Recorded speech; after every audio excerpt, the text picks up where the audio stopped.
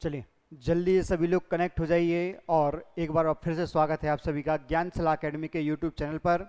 मैं हूं सुलभ और अभी जो हमारी लेटेस्ट सीरीज चल रही है वो चल रही है एमपीपीएससी प्रीलिम्स 2024 की यूनिट 6 मतलब मध्य प्रदेश और भारत की अर्थव्यवस्था।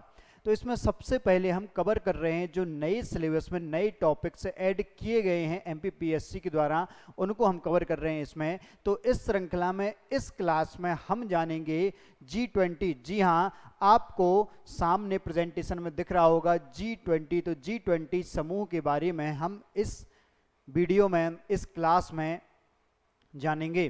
तो G20 क्या है, सबसे पहले हम बात करें कि भाई G20 क्या है। तो G20 क्या विश्व की 20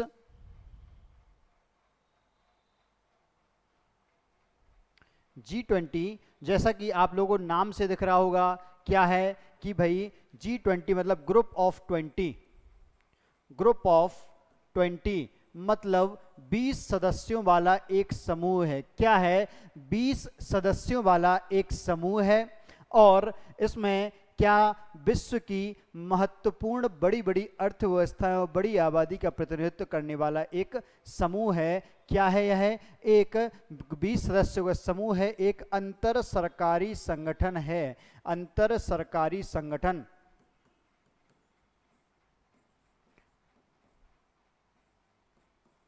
वैश्विक स्तर का अंतर सरकारी संगठन है। क्या? G20। तो G20 क्या है? एक अंतर सरकारी संगठन जिसमें कुल 20 सदस्य हैं। याद रखिए यह 9-10 सितंबर तक किसमें 9-10 सितंबर 2023 तक इसमें 20 सदस्य थे और वर्तमान में अफ्रीकन यूनियन को जोड़ने के बाद यह 21 सदस्य वाला 2024 से यह क्या जो समिट होगी इसकी उसके बाद से यह क्या ग्रुप ऑफ 21 हो जाएगा। क्या हो जाएगा? Group of 21। फिर हम बात करें इसकी जो गठन की पृष्ठभूमि की आखिर G20 का गठन कैसे हुआ। तो भाई जैसे कि हमने आसियान में चर्चा की थी कि भाई आसियान में जब शीत युद्ध खत्म हुआ था, शीत युद्ध किस किस के बीच में हुआ था? अमेरिका और रूस के बीच में। किसके? यूएसए और यूएसएसआर के मध्य क्या शीत युद्ध कोल्ड वॉर चल रही थी। कोल्ड वॉर चल रही थी। उस दौरान क्या जब यह समाप्त हुआ था कब? 1991 में। 1991 में तो बहुत सारे देशों का विघटन हुआ था, यूएसएसआर का विघटन हुआ था, तो उससे संबंधित अर्थव्यवस्थाओं पर ही प्रभाव पड़ा था। तो इसी परिदृश्य में कब 1997 में 1997 में क्या हुआ था? जो दक्षिण पूर्वी एशियाई देश हैं जैसे थाईलैंड हुआ, मतलब पूरे विश्व में कहा जाए तो पूरे विश्व में वित्तीय संकट दिखाई दिए। क्या दिखाई दिए? वित्तीय संकट। और इन वित्तीय संकटों से उभरने के लिए सबसे पहले किसने? थाईलैंड ने अपनी मुद्रा का अवमूल्यन किया था। किसका? अपनी मुद्रा का अवमूल्यन किया। अवमूल्यन क्या होता है? अवमूल्यन कि भाई अपने देश की मुद्रा का किसी दूसरे देश की मुद्रा की तुलना में दाम या मूल्य को घटा देना अवमूल्यन कहलाता है। अपनी मुद्रा की पैसे की वैल्यू कम कर दी थी। इसी राह पर चलते हुए इंडोनेशिया और वियतनाम जैसे देशों ने भी क्या किया? मुद्रा का अवमूल्यन किया। लेकिन इसके भी इन्हें दूरगामी अच्छे परिणाम प्राप्त नहीं हुए। इन्हें दूरगामी अच्छे परिणाम प्राप्त नहीं हुए, जिस कारण से फिर इन्हें क्या लगा कि भाई जैसा एक G7 देश है, G7 क्या है? एक संगठन है जो कब से? लगभग 1970 के दशक से गठित था। G7 में क्या? विश्व की 7 सबसे बड़ी विकसित अर्थव्यवस्थाएं आपस में जुड़कर एक दूसरे को आर्थिक सहयोग प्रदान करती थी, सामाजिक सहयोग प्रदान करती थी और वैश्विक मंचों पर एक दूसरे का सपोर्ट करती थी, जो बाद में G8 में परिवर्तित हुआ। G7 G8 बना और फिर पुनः से G7 में परिवर्तित हुआ। तो ऐसे ही इसी तर्ज पर कि भाई ऐसे और देशों के मध्य भी सहयोग के लिए ऐसा एक संगठन होना चाहिए, इसकी आवश्यकता महसूस हुई। तब जाकर 1999 में G20 का गठन हुआ। किसका? G20 का गठन हुआ जिसमें विश्व की 20 अर्थव्यवस्थाओं को आपस में जोड़ा गया। इसमें प्रत्येक महाद्वीप का किसका? प्रत्येक महाद्वीप का प्रतिनिधित्व था और प्रत्येक महाद्वीप से इसमें देश शामिल हुए। यह विकसित के साथ साथ विकासशील अर्थव्यवस्थाएं इसमें आपस में जुड़ी, ताकि जो मंदी है या वित्तीय संकट है उससे यह उबर पाए। कौन? विकासशील देश भी इसमें शामिल हुए। तो पृष्ठभूमि यही थी इसके निर्माण की कि जो 1900 यूएसएसआर के विघटन मतलब शीत युद्ध के पश्चात जो भाई उसके प्रभाव से, दीर्घकालीन प्रभावों से वित्तीय संकट उत्पन्न हुआ, जिससे बहुत सारे देशों की अर्थव्यवस्था चरमरा गई। तो तब उन्हें आवश्यकता महसूस हुई कि G7 जैसा एक देश, एक संगठन हमारा भी होना चाहिए जिसमें हम विकासशील देश भी एक दूसरे का सहयोग कर सकें। तब 1999 में किसका? G20 का गठन हुआ। कहाँ पर हुआ था? बर्लिन। कहाँ? बर्लिन में इसका गठन हुआ था। तो क्या इसकी पृष्ठभूमि आपको समझ आई होगी? किसकी? G20 के गठन की पृष्ठभूमि। अब हम बात करें कि भाई जो G20 है, तो G20 की स्थापना कब हुई? 1999। कब हुई? 1999 में G20 की स्थापना हुई थी। फिर अगर हम इसके उद्देश्यों की बात करें कि इसका उद्देश्य क्या थे, तो सबसे पहले तो क्या, जो मध्यम आय वाले देश थे, जो मध्यम आय वाले देश थे उनको शामिल करके वैश्विक वित्तीय स्थिरता, भाई क्या वित्तीय संकट के काल में इसकी स्थापना की गई थी। तो जो वैश्विक वित्तीय संकट है, क्या है? वैश्विक वित्तीय संकट है, उससे निपटने के लिए क्या मध्यम आय वाले देशों को जोड़ना प्रथम इसका प्रमुख उद्देश्य था। इसके अलावा भी बहुत उद्देश्य थे, जैसे अगर मैं बात करूं इसके और उद्देश्य, तो सदस्यों के मध्य औद्योगिक और व्यापारिक सहयोग बढ़ाना, औद्योगिक व्यापारिक सहयोग बढ़ाना। फिर इसके अलावा इन्होंने सांस्कृतिक संपर्क को भी इसमें बढ़ावा दिया, सांस्कृतिक सहयोग की भी इसमें बात की। और आगे चलकर इसके उद्देश्य बुनियादी सुविधाओं और विश्व की वर्तमान समस्याओं से निपटना भी इसका उद्देश्य बन गया था, क्योंकि इसमें विश्व की 20 इतनी बड़ी अर्थव्यवस्थाएं जुड़ी थी जो विश्व की लगभग 85%, 85% GDP पर कब्जा करती हैं, जो इनमें निहित है। या हम कहें 2/3 आबादी इन देशों में निवास करती है। विश्व की कितनी?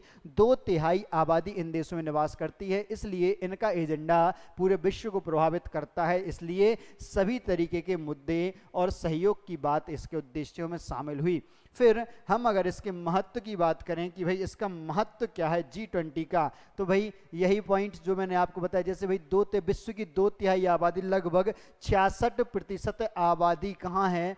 इन देशों में निवास करती है। फिर विश्व की 85% GDP का प्रतिनिधित्व G20 देश करते हैं। कितनी? 85%। और इसके साथ ही जो विश्व व्यापार है, विश्व व्यापार में इन देशों की भागीदारी 75% है। कितनी? 75%। सोच लीजिए कितना बड़ा हिस्सा। यदि ये G20 देश कह दें कि हमें यहाँ व्यापार नहीं करना है, तो पूरा विश्व से वह देश कट जाएंगे। और भाई 75% वैश्विक व्यापार हो रहा है। हमने विदेश व्यापार नीतियों में पढ़ा था कि भारत की विश्व व्यापार में हिस्सेदारी कितनी है, उसका लक्ष्य है 3.5% करना। कितना? 3.5% करना। सोचो पूरे विश्व में 200 से ज़्यादा देश हैं, उन लगभग 200 देशों में 75% विश्व व्यापार ये 20 देश कर रहे हैं। ये 20 देश उस 75% विश्व व्यापार का हिस्सेदारी है। कितने? लगभग 200 देशों में। कितने? लगभग 200 देशों में। इसलिए यह बहुत ज़्यादा महत्वपूर्ण हो जाता है। फिर हम बात करें कि भाई इसके सदस्यों की, कि इसमें कुल कितने सदस्य हैं, तो इसमें कुल 20 सदस्य हैं। कितने? 20 सदस्य हैं, इसलिए इसका नाम G20 है। क्या? G20, जिसमें 19 देश हैं। कितने? 19 देश हैं। और 19 देश के साथ प्लस एक संगठन या संघ, कौन सा? European union. इसमें एक परिवर्तन हुआ कि भाई जो 2023 का सम्मेलन हुआ, 2023 का सम्मेलन, इसमें 21वें सदस्य के रूप में 21वां सदस्य 21वें सदस्य के रूप में कौन जुड़ गया? तो इसमें जुड़ गई अफ्रीकन यूनियन। कौन? African union. तो अब अगर हम बात करें तो यह जो संगठन है इसमें 19 देश हैं, 19 देश हैं और 2 संगठन या 2 संघ, यूरोपियन यूनियन और अफ्रीकन यूनियन, ऐसे 21 सदस्यों वाला समूह यह वर्तमान में बन चुका है। कितने सदस्यों वाला? 21 सदस्यों वाला। अब हम बात करें कि भाई इसमें जो सदस्य देश हैं वो कौन कौन से हैं, तो भाई इनको याद भी आपको करना पड़ेगा। ये कहीं से भी प्रश्न पूछा जा सकता है कि निम्न में से कौन सा देश इसमें शामिल है या शामिल नहीं है, तो यह आपको याद करने हैं। तो भाई याद करने का तरीका मैं बता रहा हूं आपको, ये महाद्वीप के आधार पर याद करने हैं कि किस महाद्वीप से कौन सा देश शामिल है। अगर मैं एशिया महाद्वीप की बात करूं कि एशिया महाद्वीप से कौन सा देश शामिल है, तो एशिया महाद्वीप से शामिल है सबसे पहले तो हमारा सपनों का भारत, फिर इसमें चीन भी शामिल है, इसमें सऊदी अरब भी शामिल है, इसमें साउथ कोरिया भी शामिल है, साउथ कोरिया शामिल है और इसमें जापान शामिल है। कौन? जापान शामिल है। इसमें इंडोनेशिया शामिल है। कौन? इंडोनेशिया। तो जो एशिया है, तो एशिया से कितने देश शामिल हुए? 1 2 3 4 5 और 6 देश एशिया से शामिल हैं। किसमें? तो भाई ये बात कर रहा हूं मैं G20 की, तो एशिया से 6 देश शामिल हैं। फिर मैं बात करूं अगर यूरोप की कि यूरोप से कौन कौन से देश, तो आप यूरोप का मैप निकालिए, एटलस निकालिए, उसमें आप पश्चिम से पूर्व की ओर आएंगे तो सबसे पहले मिलेगा आपको क्या? यूके। क्या मिलेगा आपको? आपको मिलेगा यूके। तो सबसे पहले यूके, फिर आपको फ्रांस मिलेगा, आपको जर्मनी मिलेगा, आपको इटली मिलेगा, जर्मनी और इटली, आपको रूस मिलेगा, आपको तुर्की मिलेगा और यूरोपियन यूनियन EU, जिसे हम शॉर्ट में EU कहते हैं। तो 1 2 3 4 5 6 और 7, तो एशिया से कुल कितने? 6 सदस्य हैं। यूरोप से कुल 7 सदस्य हैं। कितने? 7 सदस्य हैं। एशिया से 6, यूरोप से 7, कितने हो गए? 13। कितने बचे? 6 सदस्य और 13 हो गए हैं, तो 8 सदस्य और बचते हैं 21 करने के लिए। तो भाई फिर उत्तर अमेरिका से तीनों बड़े देश, उत्तर अमेरिका में 3 बड़े देश हैं। कौन कौन सा? तो भाई एक आ जाता है USA, दूसरा आ जाता है कनाडा और तीसरा आ जाता है मैक्सिको। क्या? मैक्सिको। यह तीनों इसमें शामिल हैं, तीनों देश इसमें शामिल हैं। फिर इसके बाद अगर मैं बात करूं भाई कि दक्षिण अमेरिका, तो दक्षिण अमेरिका से 2 ही देश हैं जो वैश्विक रूप से विकसित या बहुत अच्छी अर्थव्यवस्था माने जाते हैं। तो वह कौन है? वह है ब्राजील और अर्जेंटीना। ब्राजील और अर्जेंटीना, तो यह 2 देश यहाँ से शामिल हैं। फिर बात आती है भाई अफ्रीका महाद्वीप की कि अफ्रीका महाद्वीप से कौन सा देश इसमें शामिल है, तो अफ्रीका महाद्वीप से एक ही देश शामिल है, दक्षिण अफ्रीका। दक्षिण अफ्रीका। अब वर्तमान में, पहले एक ही देश था, वर्तमान में क्या? African union. कौन? अफ्रीकन यूनियन शामिल हो गया है। अफ्रीकन यूनियन, जिसका हेडक्वार्टर कहाँ पर है? आदिस अबाबा। क्या कहाँ पर है? आदिस अबाबा। यह कब? 2023 में शामिल हुआ, 2023 में शामिल हुआ और 21वां सदस्य है। कौन सा? 21वां सदस्य है। फिर मैं बात करूं ऑस्ट्रेलिया महाद्वीप की, तो ऑस्ट्रेलिया महाद्वीप से केवल एक ही देश है। कौन सा? वो भी ऑस्ट्रेलिया। ऑस्ट्रेलिया महाद्वीप में वैसे ही इतने कम देश हैं, ऑस्ट्रेलिया, न्यूजीलैंड और पापुआ न्यू गिनी टाइप, तो उसमें बड़ा देश, बड़ी अर्थव्यवस्था ऑस्ट्रेलिया ही है। तो इसके सदस्य कितने हैं? 20 सदस्य वर्तमान में थे। अब 2023 में 21वां, इसका नाम G21 हो जाएगा 2024 में। तो अफ्रीकन यूनियन 21वां है। तो एशिया से 6 देश हैं। भाई दोस्तों आप लोग याद कीजिए, उसको याद करने के लिए मैप चलना चाहिए आपके दिमाग में। आपके दिमाग में मैप चलेगा तो सोचिए भारत है, भारत के जो पश्चिम में कौन सा है? सऊदी अरब है। फिर आप पूर्व में आएंगे तो पूर्व में कौन सा है? भाई चाइना है, फिर इंडोनेशिया है, जापान है, साउथ कोरिया है। ये सब क्या है? भारत के पूर्व में देश हैं। और ये शामिल है किसमें भाई?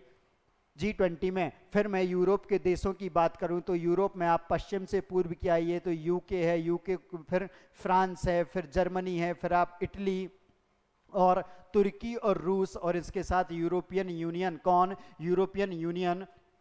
फिर उत्तर अमेरिका के तीनों बड़े देश, कनाडा, उत्तरी अमेरिका, कनाडा, अमेरिका और मेक्सिको। फिर मैं दक्षिण अमेरिका की बात करूं तो यहाँ पर ब्राज़ील और अर्जेंटीना, अफ्रीका के दक्षिण अफ्रीका, और इसके साथ नया सदस्य है यूरोपियन अफ्रीकन यूनियन, और ऑस्ट्रेलिया से ऑस्ट्रेलिया। तो ऐसे कितने सदस्य हो गए? ऐसे कितने सदस्य हो गए? आप इसको काउंट कर सकते हैं और इसको जोड़ भी सकते हैं, इसको जोड़ भी सकते हैं। यह 21 देश हो जाएंगे। कितने देश हो जाएंगे? 21 देश हो जाएंगे।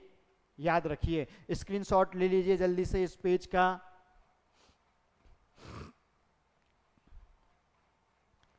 चलिए आगे बढ़ते हैं। तो अगर हम आगे बढ़ें तो अब बात करते हैं भाई,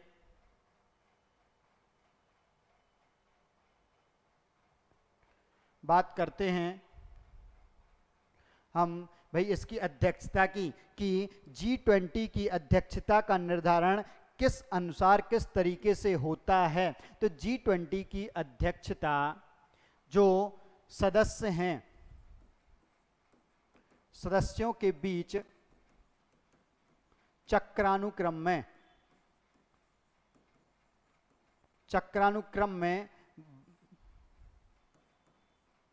प्रदान की जाती है। अब चक्रानुक्रम क्या है? चक्रानुक्रम को मैं समझाऊं तो मतलब सीक्वेंसली, ये एक साइकिल है। अगर 1 2 3 4 5 6 7 8 9 10 11 ऐसे सदस्य हैं तो सीधा पहले इसको, फिर इसको, फिर इसको, इस तरीके से चक्रानुक्रम में सिक्वेंसली इसमें जो इसका अध्यक्षता है, अध्यक्षता प्रदान की जाती है सदस्य देशों को। अब भारत अब बन गया है सदस्य, तो अब अगली बार जब सारे सदस्य अध्यक्ष बन जाएंगे उसके बाद भारत का नंबर आएगा। और इसकी जो अध्यक्षता है, अध्यक्षता करने की कार्य प्रणाली में ट्रॉयका महत्वपूर्ण होता है। क्या? ट्रॉयका। ट्रॉयका क्या है? ट्रॉयका पिछला मतलब पूर्व का अध्यक्ष, पूर्व का अध्यक्ष, वर्तमान अध्यक्ष, वर्तमान अध्यक्ष, फिर एक भविष्य का अध्यक्ष, एक भविष्य का अध्यक्ष। मतलब लास्ट ईयर इसका अध्यक्ष कौन था वह, वर्तमान में अध्यक्ष कौन है, और भविष्य में मतलब अगले वर्ष इसका अध्यक्ष कौन होगा। इन तीन देशों को मिलाकर ट्रॉयका का गठन किया जाता है। ट्रॉयका का संगठन, ये तीनों जो जिसको अध्यक्षता मिली है मिलकर इसकी अध्यक्षता में जो एजेंडे हैं उन पर कार्य करते हैं। यह है इसमें क्या, अध्यक्षता सौंपने के लिए एक हैमर, प्रतीक स्वरूप एक हथौड़ा सौंपा जाता है अगले साल अध्यक्षता करने वाले देश को। मतलब दिसंबर 2022 में, कब? दिसंबर 2022 में इंडोनेशिया के द्वारा भारत को जो अध्यक्षता वाला हैमर है वो सौंपा गया था। तो भारत यहाँ आ गया 2023 में। अगर हम बात करें 2023 की ट्रॉयका की, तो वर्तमान देश कौन सा था? इंडिया, पूर्व का इंडोनेशिया, कौन? इंडोनेशिया, और जो भविष्य में कौन है? Brazil, Brazil. इस तरीके से क्या है भाई, ट्रॉयका के माध्यम से अध्यक्षता का निर्धारण और कार्यकरण होता है। तो ट्रॉयका का संबंध किससे है? तो G20 से। इसमें कौन कौन से देश शामिल होते हैं? तो इसमें पिछले वर्ष का अध्यक्ष, वर्तमान अध्यक्ष और अगले वर्ष जो अध्यक्ष बनने वाला है, जहां पर आयोजन होना है, या मेजबानी की बात करें, हम मेजबान शब्द भी यूज कर सकते हैं, तो वह इसके सदस्य होते हैं। चलिए अब हम बात करें अध्यक्षता। आपको समझ आई होगी इसकी कि भाई अध्यक्षता क्या है और कैसे होती है। अब मैं बात करूं इसकी संरचना की। किसकी? मैं बात करूं आपसे कि इसकी संरचना कैसी है G20 की। तो G20 की संरचना महत्वपूर्ण है कि एक तो ट्रॉयका आपने समझा, फिर इसके बाद इसके बाद जो संरचना है, तो जो सदस्य देश हैं, सदस्य देशों को सदस्य देशों को किसमें 5 ग्रुप में बांटा गया है, 5 ग्रुप में बांटा गया है, 5 ग्रुप में बांटा गया है। और ये क्या कहते हैं कि जैसे group 1, group 2, group 3, group 4, group 5।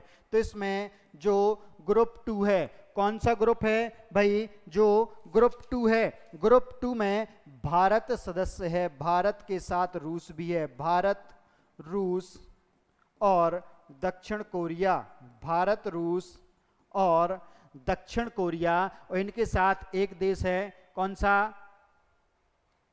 तुर्की। क्षमा चाहूंगा, दक्षिण कोरिया नहीं, यहां पर दक्षिण अफ्रीका है। क्या है? दक्षिण अफ्रीका और तुर्की। तुर्की यह क्या है? यह है ग्रुप 2 के सदस्य हैं। तो आपको क्या याद रखना है? सभी देश याद नहीं रखने हैं कौन किस ग्रुप में है, आपको याद रखना है कि इसकी संरचना में जो 5 ग्रुप गठित हैं उनमें से किसमें भारत ग्रुप 2 का सदस्य है, और भारत के साथ रूस, अफ्रीका और तुर्की, रूस, अफ्रीका और दक्षिण अफ्रीका और तुर्की, ये 3 सदस्य और हैं। जो ये 5 ग्रुप हैं, इन 5 ग्रुपों में 4 से अधिक सदस्य नहीं होते हैं, 4 से अधिक सदस्य नहीं होते हैं, या हम कहें 5 से अधिक सदस्य नहीं होते हैं, लेकिन मुख्य 4। बस आपको याद रखना है ग्रुप 3 में मात्र 3 सदस्य हैं, ग्रुप 3 में मात्र 3 सदस्य ही हैं। इस बात को आप विशेष रूप से याद रखें। ग्रुप 3 में 3 सदस्य हैं और भारत, रूस, अफ्रीका और तुर्की किसमें? ग्रुप 2 में है। कुल कितने? 5 ग्रुप्स में बांटा गया है। कितने में? 5 ग्रुप्स में बांटा गया है, 4-4 के समूह में। लेकिन जो ग्रुप 3 है उसमें केवल 3 सदस्य हैं। कितने? 3 सदस्य हैं ग्रुप 3 में।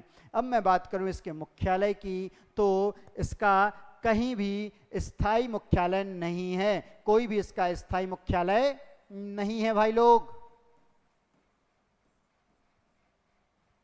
अभी तक कोई भी इसका सचिवालय या मुख्यालय स्थापित नहीं किया गया है। इसके सारे जो कार्य हैं वो ट्रॉयका के द्वारा किए जाते हैं। मुख्यतः जो मुख्य मेजबान है वहां पर इसका टेम्परेरी या ट्रॉयका जो है, ट्रॉयका में 3 देश सदस्य रहते हैं, तो उन 3 देशों के माध्यम से इसके सारे कार्य संपन्न किए जाते हैं। उन्हीं की बैठकें होती हैं, उन्हीं की समितियां बनती हैं। और भाई इस एजेंडे इस वर्ष उनके जो एजेंडा है उनका क्या उद्देश्य था, वह अगले वर्ष जो मेजबान बनने वाला है उसको उससे अवगत कराते हैं और कहते हैं कि आप इसको आगे बढ़ाइए, ये बात होती है। तो इसका मुख्यालय कहीं पर भी नहीं है। फिर मैं बात करूं इसकी कार्यप्रणाली की, इसकी कार्यप्रणाली की अगर बात करें तो इसकी कार्यप्रणाली में आपको याद रखना है कि इसमें कार्य करने के लिए 2 ट्रैक निर्मित किए गए हैं, 2 समानांतर ट्रैक हैं। भाई डायरेक्ट केवल एक ही बॉडी कार्य नहीं करती है, 2 तरीके के कार्य किए जाते हैं। एक होता है क्या? वित्तीय प्रबंध संबंधी ट्रैक, वित्तीय प्रबंध संबंधी ट्रैक, और जो दूसरा है वह होता है Sherpa track, Sherpa track, Sherpa track. अब ये जो वित्तीय प्रबंध संबंधी ट्रैक है इसमें क्या, इसमें कौन होता है सदस्य? तो इसमें वित्त मंत्री, सभी सदस्य देशों के वित्त मंत्री प्लस केंद्रीय बैंक के कौन? केंद्रीय बैंक के गवर्नर।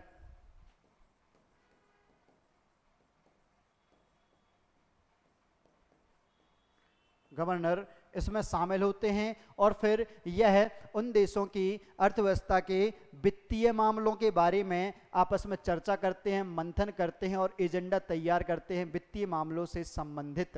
तो कहाँ? यह वित्तीय प्रबंध संबंधी ट्रैक है और यह शेरपा ट्रैक है। अब जो शेरपा ट्रैक है, शेरपा ट्रैक में जो विभिन्न देशों के द्वारा कौन शेरपा नियुक्त किए जाते हैं, कौन शेरपा? तो यह अन्य सभी प्रकार के मुख्य बिंदुओं का पर्यवेक्षण करते हैं, मुख्य विषयों का पर्यवेक्षण।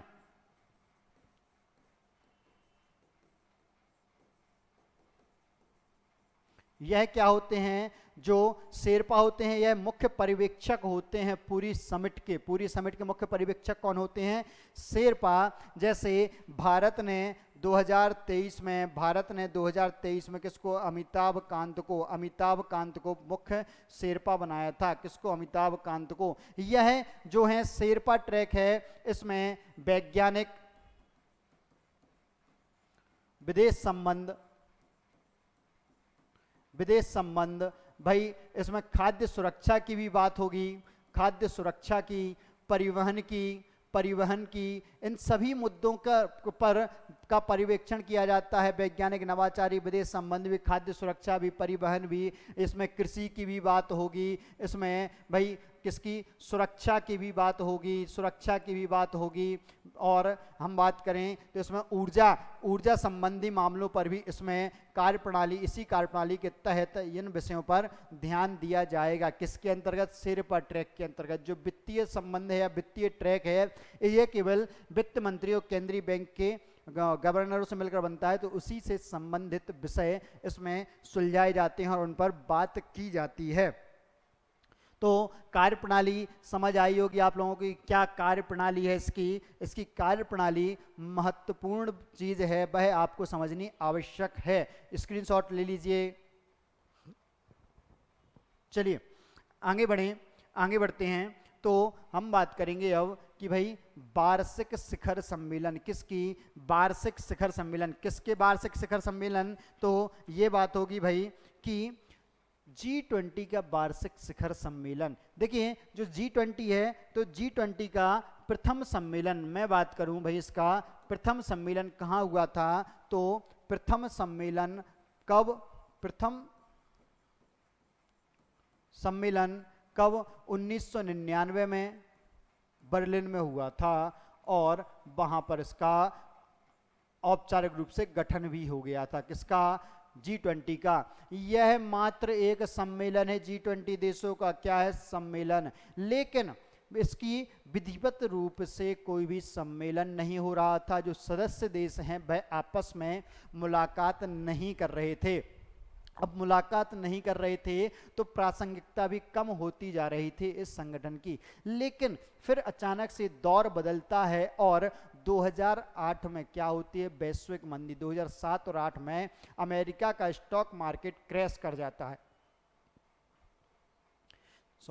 जब अमेरिका का स्टॉक मार्केट क्रैश कर जाता है तो फिर अमेरिका जैसे विकसित देश कहते हैं कि यार हम क्या करें, हमें इस संकट से उबरना है, इसके लिए हमें निवेश चाहिए, सहयोग चाहिए। तो क्या करें? तब उन्हें याद आता है कि भाई G7, जर्मनी उन्हें याद दिलाता है। कौन? जर्मनी, इटली याद दिलाते हैं, यार एक G20 बनाया था हमने, चलो उनसे मिलकर बैठक करते हैं, निवेश आएगा, अर्थव्यवस्था में उछाल आएगा, उनसे मिलना पड़ेगा। तो फिर 2008 में अमेरिका जर्मनी के आह्वान पर कहाँ? वॉशिंगटन डीसी में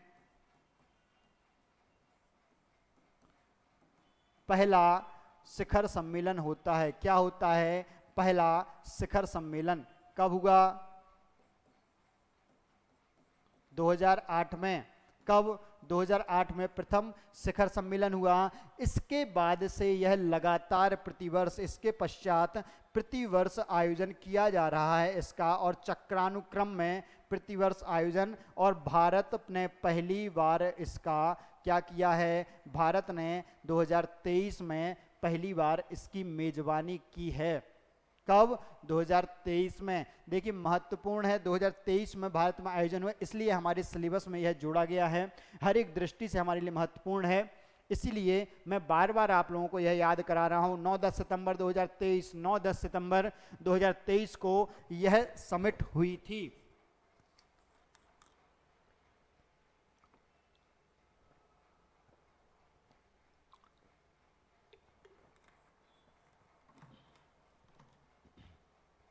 चलिए, तो प्रतिवर्ष आयोजन 2008 के बाद 2008 में कहाँ? वॉशिंगटन डीसी अमेरिका में हुआ था, 2009 में लंदन में हुई थी। ऐसे ऐसे करके जो भाई 2022 में जो हुआ था वो हुआ था इंडोनेशिया में। कहाँ? इंडोनेशिया के बाली में,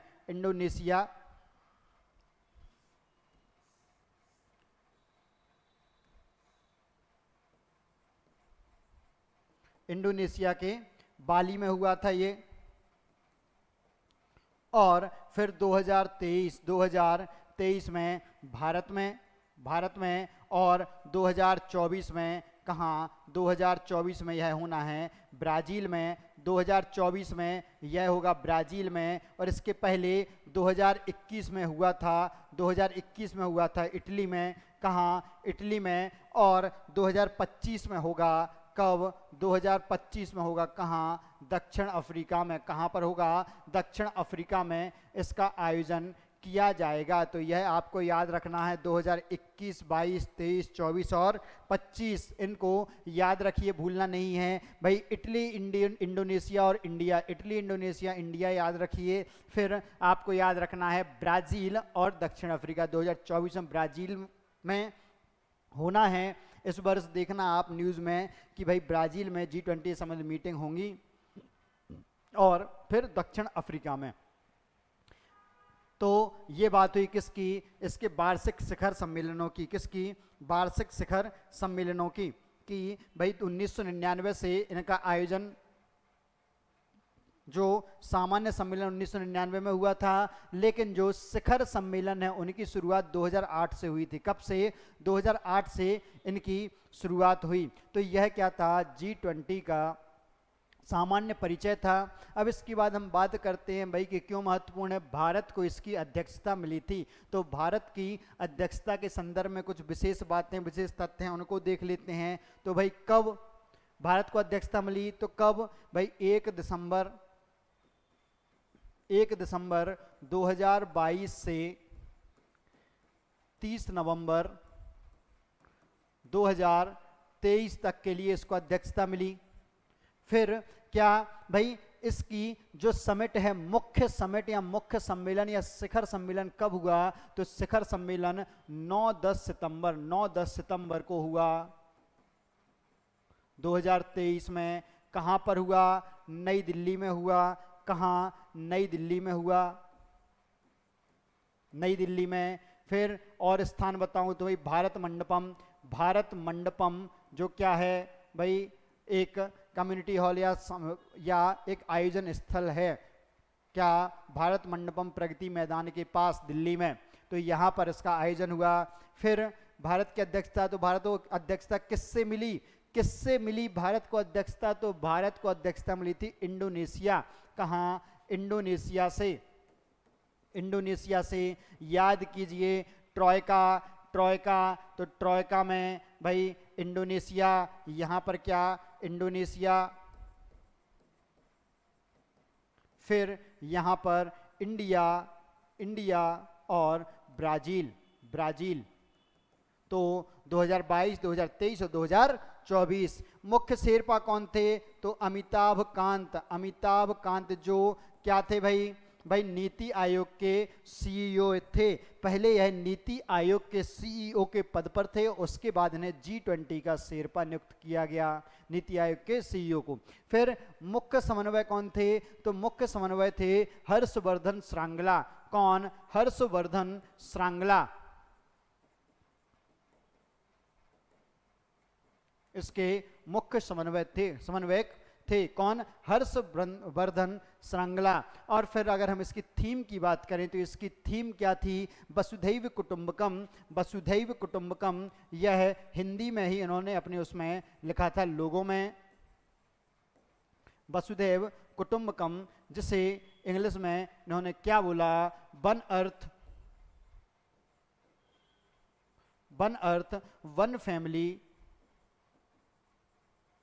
वन फैमिली और वन फ्यूचर। यह क्या, यह इसकी थीम थी, वसुधैव कुटुंबकम, वन अर्थ, वन फैमिली और वन फ्यूचर। अगर मैं इसके लोगों की बात करूं तो इसके लोगों में क्या, इसके लोगों में पृथ्वी और कमल का फूल, पृथ्वी मतलब मैं कहूं ग्लोब और कमल का फूल, ग्लोब और कमल का फूल कमल का फूल शामिल था। अब यहाँ पर विशेष आपको याद रखना है, विशेष रूप से याद रखना है, जो कमल का फूल, इसका स्क्रीनशॉट लीजिए, फिर मैं आपको इसके कुछ क्या बताऊं, स्पेसिफिक फैक्ट बताता हूं रिवीजन के लिए आपको, कि जो याद करना है, जो आपसे एग्जाम में पूछा जा सकता है। ले लिया होगा मेरे ख्याल से आप लोगों ने स्क्रीनशॉट ले लिया होगा। तो मैं बताऊं आपको लोगों के बारे में। जो लोगो है, तो लोगों में जो क्या है, कमल का फूल है, कमल का फूल। इस कमल के फूल में क्या है भाई, आप देखेंगे जब इसका लोगो दिखाई देता हूं भाई आप लोगों को, लोगो हमने आगे भी देखा है, इसके बारे में आगे भी देखा है, तो एक बार पहले देख लेते हैं भाई। यहां आइए, इस चित्र को ध्यान से देखिए, इस चित्र को ध्यान से देखिए। इस चित्र में यह जो आप देख रहे हैं, यह G20 का लोगो है, G20 का लोगो है। इसमें आप गौर कर पा रहे होंगे कि 1 2 3 4 5 6 7, तो कमल के फूल में कितनी 7 पंखुड़ियां हैं। क्या हैं? 7 पंखुड़ियां हैं। यह 7 पंखुड़ियां, जो कमल के फूल की 7 पंखुड़ियां किसको? 7 महाद्वीप को दर्शाती हैं, और इसके साथ ही प्लस 7 सरगम को, संगीत के 7 सुरों को, संगीत के 7 सुरों को भी दर्शाती है। मुख्यतः क्या? 7 महाद्वीपों को प्रदर्शित करती हैं। अब ये जो लोगो है, इस लोगो में कौन कौन से रंग हैं? इस लोगो में रंग हैं, दिख रहा होगा आपको, क्या? केसरिया रंग है, सफेद कलर है, और हरा रंग है। तो केसरिया, श्वेत, हरा और नीला रंग, नीले रंग से यह ग्लोब बना हुआ है। तो इन रंगों का प्रयोग इसमें किया गया है, इन रंगों का प्रयोग इस लोगों में किया गया है। तो यह आपको विशेष रूप से याद रखना है। 2 चीजें इसके बारे में, कि भाई 7 पंखुड़ियां हैं जो किसको दर्शा रही हैं? जो कमल है, कमल हमारा राष्ट्रीय पुष्प भी है। क्या है? हमारा राष्ट्रीय पुष्प भी है। और उसमें कौन से रंग का प्रयोग किया गया है? ये हमारे तिरंगे के रंग हैं। तिरंगे में केसरिया, श्वेत, हरा और नीला। भाई केसरिया, श्वेत, हरा और अशोक चक्र में नीला रंग है। उन्हीं रंगों का प्रयोग इस चिन्ह में भी किया गया है, इस लोगो में भी किया गया है। चलिए लौट कर आते हैं जहां पर हमने अभी बात को छोड़ा था, कि भाई अब आप लोगों ने लोगों को बड़े अच्छे से देख लिया है, लोगों को बड़े अच्छे से देख लिया है और उसको समझ लिया है, जान लिया है। तो भारत में जो अध्यक्षता हुई उसके बारे में बेसिक पॉइंट्स आपको पता चल गए हैं, आपको याद ये करने हैं। चलिए आगे बढ़ते हैं। तो आगे बढ़ें तो अब इससे संबंधित कुछ महत्वपूर्ण तथ्य हैं, विशेषताएं इसके अलावा भी रही हैं। क्या रही हैं भाई? जब भारत ने इसका आयोजन किया तो भाई 60 अलग अलग शहरों में वर्ष भर में करीब 200 बैठकें आयोजित हुई हैं। कब? कितनी? 200 बैठकें आयोजित हुई हैं 60 अलग अलग शहरों में भारत के। याद रखिएगा, यह फैक्ट कहीं पूछा सकता है, कितने शहरों में G20 संबंधित बैठकें आयोजित हुई थी 2023 में। फिर मैं बात करूं कि भाई ये जो सम्मेलन है, कौन सा सम्मेलन हुआ था भाई? याद कीजिए, सम्मेलन कौन सा मैं बात कर रहा हूं? 9-10 सितंबर 2023 को, जिसमें शिखर सम्मेलन हुआ, जिसमें सभी सदस्य देशों के प्रतिनिधि शामिल हुए थे। उसमें हर एक वर्ष, प्रति वर्ष इसमें क्या होता है? एक एजेंडा, एक घोषणा पत्र पारित कराया जाता है, कि ये जो एजेंडा था, भारत को भारी सफलता मिलती है और वह एक घोषणा पत्र को, जो इसका एजेंडा था, उसको पारित कराने में सफल होता है, जिसे दिल्ली घोषणा पत्र नाम दिया गया। क्या? दिल्ली घोषणा पत्र। ये बहुत ज़्यादा महत्वपूर्ण हो जाता है क्योंकि बहुत सारे इनिशिएटिव इसमें लिए गए और भारत उसके लिए सभी सदस्य देशों को राजी करने में सफल हुआ। जबकि इंडोनेशिया में जो बाली घोषणा पत्र है वो पारित नहीं हो पाया था 2022 में। जो इंडोनेशिया है, इंडोनेशिया सदस्य देशों को उन विचारों पर और मुद्दों पर समझाने में असफल हो गया था। वहीं दिल्ली घोषणा पत्र पारित कराकर भारत ने अपनी भाई कूटनीति का परचम लहरा दिया है। फिर इसमें जो दिल्ली घोषणा पत्र है, इस दिल्ली घोषणा पत्र में कुल कितने 73 क्या थे मुद्दों पर, 73 मुख्य बिंदुओं पर चर्चा की गई थी, जिनमें बहुत सारे हैं कि भाई प्रमुख क्या आप याद रखें। ये जो बैठकें हुई थी इनमें कुल 43 वैश्विक नेता शामिल हुए थे। कितने? 43 वैश्विक नेता शामिल हुए थे, जिसमें से 20 देशों के राष्ट्राध्यक्ष थे। 20 देशों के राष्ट्राध्यक्ष, भाई 20 तो सदस्य ही थे, ठीक है। तो 20 देशों के राष्ट्राध्यक्ष थे, 9 मेहमान देश थे उनके प्रतिनिधि, 9 मेहमान देशों के प्रतिनिधि थे, और 14 वैश्विक एजेंसियों के प्रमुख थे। अब वैश्विक एजेंसी मतलब जैसे भाई IMF है, UN है, WTO है, वर्ल्ड बैंक है, या WHO है, ISA है, कौन?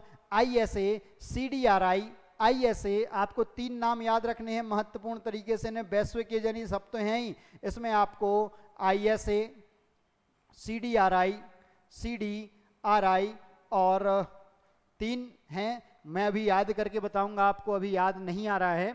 3 मेंबर्स हैं, तो 3 कौन कौन से शामिल हुए थे अगर हम देखें,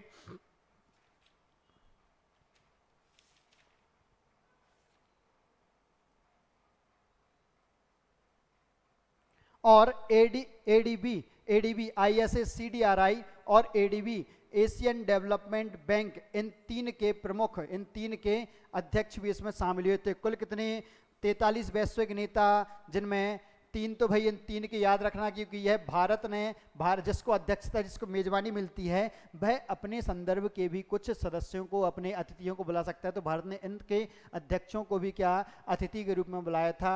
और यह इसमें भारत महत्वपूर्ण साझीदार है, और विश्व में यह सतत विकास के लिए महत्वपूर्ण संगठन है। सतत विकास के लिए ISA सौर गठबंधन, CDRI यह किसके लिए? आपदा रोधी निर्माण के लिए संगठन है। किसके लिए? आपदा रोधी निर्माण के लिए। और ADB, एशियाई डेवलपमेंट बैंक, एशियाई विकास बैंक। तो इनको फिर 9 मेहमान देशों को भी बुलाया था। 9 मेहमान देश कौन? 9 मेहमान देश कौन थे? तो इसमें याद रखिए भी 9 मेहमान देशों के नाम भी हम याद करेंगे। पहले क्या, जो 20 राष्ट्राध्यक्ष हैं उसमें रूस और चीन, किसके? रूस और चीन के राष्ट्राध्यक्ष शामिल नहीं हुए थे। महत्वपूर्ण, रूस और चीन के राष्ट्राध्यक्ष शामिल नहीं हुए थे, बांग्लादेश के राष्ट्राध्यक्ष शामिल हुए थे। कहाँ के? बांग्लादेश के राष्ट्राध्यक्ष शामिल हुए थे, याद रखिए। अब इसके अलावा मेहमान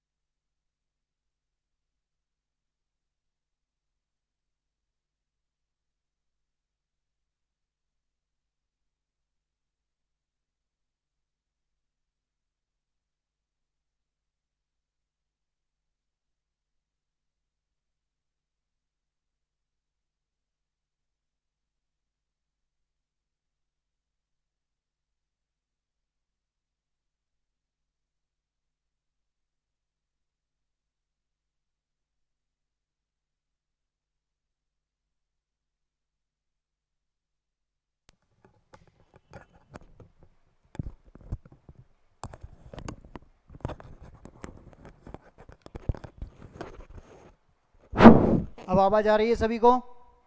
चलिए, कहाँ से छूट गया था एक बार मैं रिवाइज करा देता हूँ, तो यहाँ क्या, यहाँ भाई ग्लोबल बायोफ्यूल अलायंस की बात की, अफ्रीकन यूनियन 21वां सदस्य बना, और इसके बाद वॉइस ऑफ ग्लोबल साउथ के रूप में भारत उभर के आया, और भारत मध्य पूर्व आर्थिक गलियारा जो कहाँ, भारत मध्य पूर्व एशिया, मध्य पूर्व की बात भाई, ये ग्लोब है, ग्लोब में ये भारत है, यह क्या है, पश्चिम है, यह पश्चिम है, यह पूर्व है, और यह क्या, मध्य पूर्व है, क्या है, मध्य पूर्व। तो इनके बीच में है, और यहाँ यूरोप, तो यूरोप, मध्य पूर्व और भारत के बीच में एक आर्थिक गलियारा, जिसके दोनों ओर क्या भाई, बिजली की व्यवस्था, रहने की व्यवस्था और सुगम टैक्स रहेगा। साथ ही साथ भाई इसमें रेलवे ट्रैक भी शामिल होंगे, इसमें जो सड़क परिवहन है वह भी शामिल होगा, इसमें एयरलाइन भी शामिल होंगी, और इसमें समुद्री परिवहन भी शामिल होगा। सभी का इंटीग्रेटेड कॉरिडोर डेवलप किया जाएगा, औद्योगिक गलियारा। फिर रूस यूक्रेन युद्ध है, इसके कारण जो खाद्य सुरक्षा प्रभाव पड़ रहा है उसको कम करने संबंधी प्रावधान इसमें किए गए, और फिर जलवायु परिवर्तन संबंधी भी इसमें प्रावधान किए गए, जिसमें क्या कहा गया कि कोयले के प्रयोग को चरणबद्ध तरीके से कम करने के प्रति अपनी प्रतिबद्धता जाहिर की कि हम इसके लिए जवाबदार हैं। फिर साइबर क्राइम पर भी इन्होंने विजिलेंस की टिप्पणी की, साइबर क्राइम पर निगरानी रखनी चाहिए सदस्यों को। और फिर जो क्रिप्टो करेंसी पर ग्लोबल पॉलिसी की कि ग्लोबल पॉलिसी की आवश्यकता है, इसकी बात इन्होंने की थी, किन्होंने भाई, G20 में। फिर इसके बाद में बात करूं कि भाई जो व्यापक भागीदारी कारण भारत ने, इसमें करीब 2 करोड़ लोगों ने प्रत्यक्ष अप्रत्यक्ष रूप से भाग लिया था। कितने? 1.5 से 2 करोड़ लोगों ने प्रत्यक्ष अप्रत्यक्ष रूप से भाग लिया था। इसलिए भारत ने क्या कहा, भारत ने इसे G20 का लोकतंत्रीकरण, क्या कहा, भारत ने इसे G20 का लोकतंत्रीकरण की संज्ञा दी। अब इसमें और भी कुछ महत्वपूर्ण तथ्य हैं, जैसे मैं बात करूं भाई कि पहली चीज तो क्या याद कीजिए, दिल्ली में कहां पर, भारत मंडपम में 9-10 सितंबर को यह आयोजित हुई, क्या, मुख्य शिखर सम्मेलन। तो भारत मंडपम में क्या, अष्टधातु की किसकी, नटराज की प्रतिमा लगी हुई है, नटराज की, जो भारत का सबसे बड़ा सभागार बन चुका है वर्तमान में। इसके माध्यम से माइक टूरिज्म को बढ़ावा देने के लिए क्यों बनाते हैं ऐसे इंफ्रा, भाई ये दर्शाने के लिए कि जब विदेशी लोग यहाँ आए यहाँ पर तो देखें हमारे यहाँ भी विकास हुआ है। उसमें क्या, हमारी संस्कृति को दर्शाया गया है, हमारी संस्कृति के जो प्रतीक हैं उन्हें उसमें दर्शाया गया, हमारी शिक्षा नीति की बात इसमें की गई चार्टर में। और भाई लोगों को हमारे विकास को, हमारे एजेंडे को, हमारी नीतियों को देखने का मौका मिले और वह भारत की वाहवाही करें, इसलिए भाई भारत का गौरव का गान करें, इसलिए यह चीज़ें दर्शाई जाती हैं। तो यह अष्टधातु की नटराज की प्रतिमा जो है, नटराज क्या, शंकर जी का नृत्य करता हुआ स्वरूप है, तो भाई प्रतिमा लगी हुई है यहाँ पर। यह महत्वपूर्ण था क्योंकि यह अलग से लोगो दिखाया गया था। इसके अलावा कुछ बैठकों की बात करें, जो प्रमुख बैठकें हैं, तो थिंक टैंक की बैठक भोपाल में हुई थी, थिंक टैंक समूह की बैठक भोपाल में हुई थी, कृषि कार्य समूह की बैठक इंदौर में हुई थी, और सांस्कृतिक कार्य समूह की बैठक खजुराहो में हुई थी। सांस्कृतिक कार्य समूह की बैठक कहाँ, खजुराहो में आयोजित की गई थी। यह हाल ही में MPPSC द्वारा आयोजित कराया गया असिस्टेंट टैक्स ऑफिसर के एग्जाम में यह प्रश्न पूछा गया, G20 की सांस्कृतिक कार्य समूह की बैठक कहाँ आयोजित कराई गई, तो खजुराहो में आयोजित कराई गई थी। कहाँ पर, खजुराहो में। फिर मैं बात करूं G20 शेरपा बैठक कहाँ पर हुई थी, तो यह हुई थी उदयपुर में। कहाँ, उदयपुर में। और G20 वित्तीय ट्रैक मतलब वित्त मंत्रियों और केंद्रीय बैंक के गवर्नर्स की बैठक, यह कहाँ पर हुई थी, तो यह हुई थी बेंगलुरु में। कहाँ, बेंगलुरु में। और G20 महिला सशक्तिकरण सम्मेलन कहाँ हुआ, तो यह आयोजित हुआ था कहाँ, गांधीनगर में। कहाँ पर, गांधीनगर में। तो यह सारे फैक्ट आपको याद होने चाहिए। भाई 60 शहरों में 200 बैठकें हुई, तो सभी तो याद नहीं कर सकते, लेकिन महत्वपूर्ण ये कीजिए, और इसके बाद भी कुछ बैठकें आप ढूंढ कर सकते हैं। भाई G20 की आप क्या देख सकते हैं, वेबसाइट भी देख सकते हैं, PIB का सोर्स देख सकते हैं। थिंक टैंक की बैठक भोपाल, कृषि कार्य समूह की इंदौर, सांस्कृतिक कार्य समूह की खजुराहो, शेरपा समूह की उदयपुर और वित्तीय ट्रैक की बेंगलुरु और महिला सशक्तिकरण सम्मेलन कहाँ, गांधीनगर में आयोजित हुआ था। मुख्य शिखर सम्मेलन नई दिल्ली, भारत मंडपम, प्रगति मैदान। तो यहाँ पर G20 हमारा समाप्त होता है। अगले वर्ष कहाँ पर है, ब्राज़ील में है बैठक। कहाँ पर है, ब्राज़ील में बैठक का आयोजन किया जाना है। तो आशा है आप लोगों को G20 से संबंधित सभी जो कॉन्सेप्ट हैं वह क्लियर हुए होंगे। अब इसको तुरंत से याद कर लीजिए, जो स्क्रीनशॉट्स आपने लिए हों उनको भाई एक बार रिवाइज कर लें अगले 5 से 10 मिनट में, और इसको याद कर लें, नोट्स बना लें। और फिर भाई अब मेरा सहयोग करें, ज्ञानशिला अकेडमी के यूट्यूब चैनल को आप सब्सक्राइब करें, इस वीडियो को लाइक करें। वीडियो पर आपको जो अगर अच्छा लगा हो तो कमेंट करें, अगर कुछ कमी महसूस हुई है तो वह कमेंट करके बताएं, या इस टॉपिक से रिलेटेड कोई डाउट आपको आता है तो आप उस पर कमेंट करें, और इस वीडियो की लिंक को अलग अलग एस्पिरेंट्स के ग्रुप्स में शेयर करें। बने रहिए ज्ञानशिला अकेडमी के साथ और धुन दीजिए MPPSC 2024 को। Thank you so much.